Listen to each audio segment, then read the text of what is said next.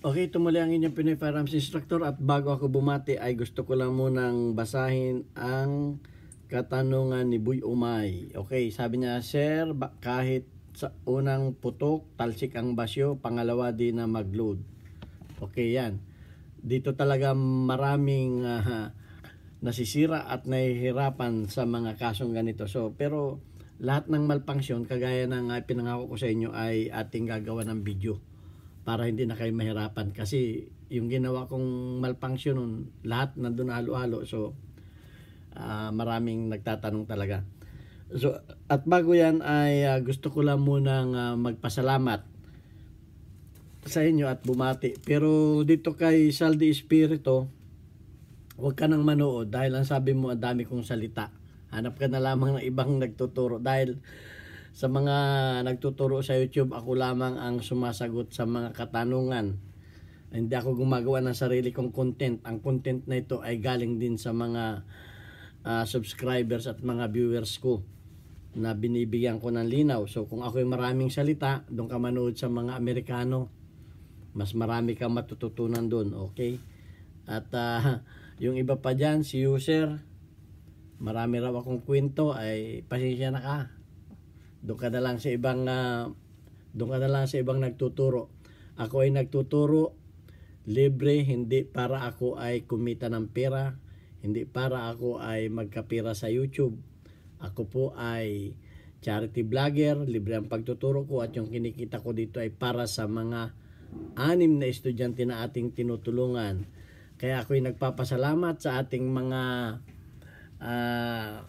35,800 na mga subscribers, lalo tigit do sa mga hindi nag-i-skip ng ads, sapagkat malaking tulong yan para sa ating 6 na estudyante na anak ng mga single parent. Okay, shout out at thank you very much sa ating mga sponsor. Shout out kay Alfredo Isidro or Disipay ng Las Piñas, at kay Architect Arnel Ignacio, kaibigan natin dito sa Kuwait, kay Jubil Platoon ng Riyadh, Saudi Arabia, kay Boy Umay, at do sa bago nating sponsor kay Anthony Evangelista ng Pasay. Thank you very much sa inyo mga pinadalang pagmamahal sa ating mga estudyante na naibili na natin ng mga school supplies. At do sa bago pa nating sponsor na ayaw magpabanggit ng pangalan, ayaw magpakilala, ay marami namang Adrian dyan. Ikaw na yung Adrian na aking pinasasalamatan. Alam mo kung sino ka. Okay, ayan. At doon sa katanungan na tumalsik naman yung basiyo, pero yung sunod na load ay bumatangal na. Okay, so isa-simulate na lang natin yan. Okay, tayo ay maglalagay ng mga bala na walang primer. Ito yung mga dummy bullet, ayan o, para safe tayo. Ayan o, walang primer yan. Safe tayo, isa-isa yan. Lalagay natin. Wala tayong live bullet sa ating harapan. Ayan o, walang primer yan. Yan ay rubber. So ayan. So at maglalagay din tayo ng isang basyo dito sa chamber. Ayan to. Basyo ito o empty shell. Ilalagay natin sa chamber kasi isa-simulate natin yung problema. Okay, isa-simulate natin. So kunyari pumutok na yan. Tapos may bala pa. So ang nangyayari ganito, i-slow motion natin. Tingnan niyo mabuti ha. Ito ay nangyayari. At papaliwanag ko sa inyo kung bakit nangyari yan. Yan. Pumutok. Tingnan natin na lumabas yung basyo. Pero ang nangyari ay yung sunod na bala ay ganito yung sunod na bala sa nangyari sa sunod na bala. Ayan o. Tingnan niyo mabuti ha. Tika muna. Yan, ganito ang nangyari sa sunod na bala. Ayan, yan na yung sunod na bala. Bakit ganyan ang nangyari? Ay, sandali. Ilabas natin yon. Ganito ang nangyari sa sunod na bala. Yan. Ganyan ang nangyari ng sunod na bala. Pumutok. Ganyan ang next na bala ay ganyan ang nangyari. Hindi pumasok sa chamber. So, ang paghihinalaan natin dyan ay chamber. ramp ang pinaghinalaan dyan. So ano ginagawa? Binabanata nakikilin yung ramp. Lahat tutruting, ibabawasan yung ramp, lalo yang magkakameron ng problema. So bakit nagkaganyan? Ang tanong, bakit ganyan ang tanong niyan? So dito maraming nasisira ng mga baguhan na gunsmith, yung mga hindi pa sanay. So ang gagawin ninyo, pagka nagiging ganyan ang baril ninyo, wag muna ninyong galawin yung ramp o yung chamber. Tingnan muna ninyo ang pangyayari. Ang gawin ninyo, unang-una, ang gawin muna ninyo ay pumutok kayo ng mga ilang beses ng isang bala lamang ang ilalagay ninyo sa magazine. Okay, para malaman ninyo kung hello. How are you? Fine. Jumper taken rice. Rice? Did you like jumper? Okay for me. No? For me, John Bert, same. Sometimes? Mm. In the car, huh? Okay, after work. After finish, Okay, thank you. Okay, alamin muna natin. Iputok muna ninyo ng isang bala at tingnan ninyo kung pag pinutok ninyo, tingnan ninyo kung ang inyong baril ba ay nag-open bolt. Tingnan muna ninyo. Kasi nga napaka-importante ng recoil spring tuning. Kaya lagi kong sinasabi, siguraduhin ninyong nakatama ang lakas ng inyong bala sa recoil spring. Bakit? Anong nangyayari? Ganito ang nangyayari minsan. Kaya nagkakaganon. Tatanggalin natin yung tatanggalin ko ang nito. Tatanggalin ko ang slide. Kasi minsan ang nangyayari ay ganito ang nangyayari diyan. Okay, tanggalin natin Papakita ko sa inyo. Okay, ganito ang nangyayari minsan. Okay, pumutok. Kasi ganyan yan Pumutok. Okay, nakaganyan yan. Nakaganyan. Pumutok, umatras. Ang nangyari hindi umatras ng sagad ito. Kumbaga, papakita ko sa inyo. Kumbaga yung bala ay nandito lang yung bala. Ayan nandito.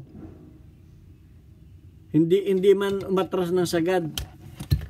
Yung bala ay hindi nakarating dito, yung slide ay hindi nakarating dito. Yung pantulak, nakarating lamang siya dito sa liig. Nakarating lamang siya dito sa liig. Dito lang hanggang dito lang yung yung slide, hindi nakarating dito. Kaya ang itinulak niya itong liig na to. So, pag gano'n ang nangyari, yung bala ay hindi aakyat yung puwet kasi andito lang siya, andito. So, hindi makakaakyat doon yung bala.